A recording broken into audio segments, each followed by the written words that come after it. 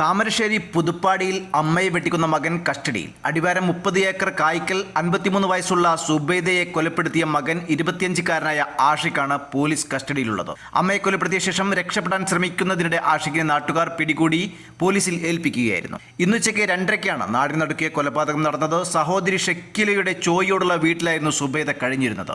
Brain tumour ശസ്ത്രക്രിയ കഴിഞ്ഞ് ഏറെ നാളായി കിടപ്പിലായിരുന്നു സുബൈദ. ലഹരിമരുന്നിന് അടിമയായ മകൻ ആഷിഖ് ബംഗളൂരുവിലെ ഡി അഡിഷൻ കേന്ദ്രത്തിലായിരുന്നു. സുബൈദയുടെ സഹോദരി ഷക്കീല ജോലിക്ക് പോയ സമയത്താണ് ആഷിഖ് വീട്ടിലെത്തിയത്. അയൽ വീട്ടിൽ നിന്ന് തേങ്ങ പൊളിക്കാനാണെന്ന് പറഞ്ഞ് വെട്ടുകത്തി വാങ്ങി തുടർന്ന് വീട്ടിലെത്തി ഈ കത്തി ഉപയോഗിച്ചാണ് ഉമ്മയുടെ കഴുത്തിനും മുഖത്തും വെട്ടിയത്.